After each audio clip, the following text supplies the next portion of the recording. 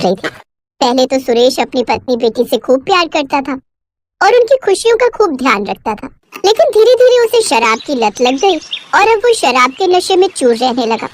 हालत ये हो गई कि उसने नौकरी तक छोड़ दी। अब घर में खाने पीने की भी कमी हो गई थी। एक रोज अपनी बच्ची के भविष्य के साथ मैं समझौता नहीं कर सकती। मुझे कुछ न कुछ काम करना ही होगा, नहीं तो माही का स्कूल छूट जाएगा।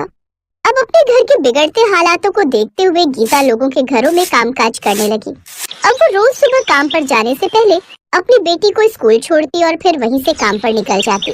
माही बिटिया जल्दी कर, स्कूल के लिए देर हो जाएगी। हाँ माँ चलो। वो स्कूल जाने के लिए निकल ही रहे थे कि तभी सुरेश नशे में लड़खड़ाता हुआ आ गया। गीता, मुझे पैसों की जरूरत है, मुझे पैसे चाहिए, मैं तुम्हें जल्दी लौटा दूंगा। तुम में जरा भी शर्म नाम की चीज बची है कि नहीं? जैसे तैसे करके मैं घर खर्च चला रही हूँ, अपनी बच्ची की फीस भर रही हूँ, लेकिन तुम्हें तो किसी बात की कोई चिंता ही नहीं है। बस हर समय अपनी दारू की पड़ी रहती है। अरे मेरा न सही, कम से कम अपनी बेटी के बारे में तो कुछ सोच लो। मुझ पर ये एहसान जताने की कोशिश मत कर, समझे? ये अकेली मेरी ही बेटी नहीं है, तेरे भी है। तो इसका खर्च उठा भी लेगी तो तेरा क्या चला जाएगा? चल अब ला दे पैसे। मैंने कहा ना मेरे पास पैसे नहीं है। तो ऐसे नहीं मानेगी। बाबा बाबा मत मारो माँ को, छोड़ दो। कुछ देर बाद सुरेश वहाँ से चला जाता है। गीता अपनी किस्मत को कोसते हुए रोते हुए माही को स्कूल छोड़ती है, फिर काम पर चली जाती है। लेकिन स्कूल पहुंचकर भी माही का काम में मन नहीं लगता और सुबह हुई घटना के बारे में ही सोचती रहती है। उधर गीता काम पर पहुंचती है और काम करने लगती है। कुछ देर बाद उसकी मालकिन, गीता, पड़ोस में रहने वाली कमला काकी की तबीयत कुछ ठीक नहीं है, मैं उन्हें देखने जा रही हूँ। तुम काम खत्म करके लॉक कर देना और चाबी मुझे दे देना। ठीक है मालकिन। सारा काम खत्म कर गीता मालकिन को चाबी दे देती है, जिसके बाद वो घर आ जाती है।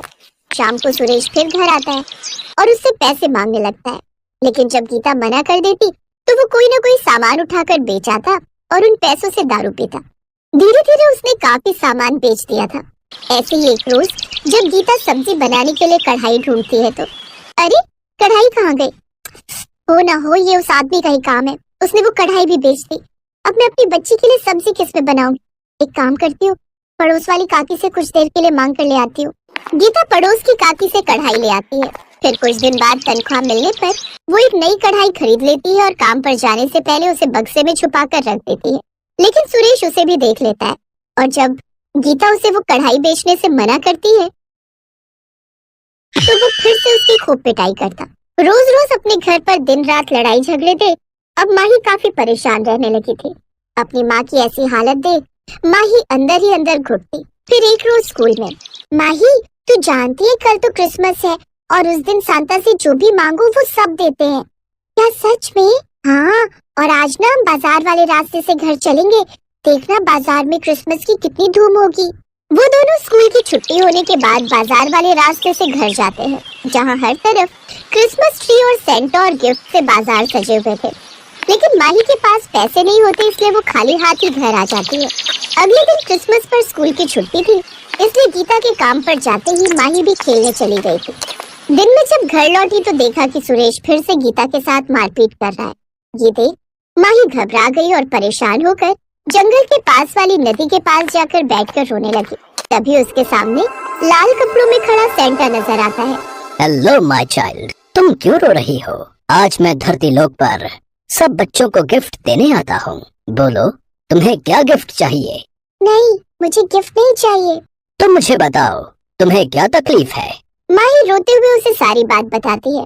सेंटा उसे एक छोटा सा क्रिसमस ट्री देता है जो कि लगातार रोशनी से जगमगा रहा था।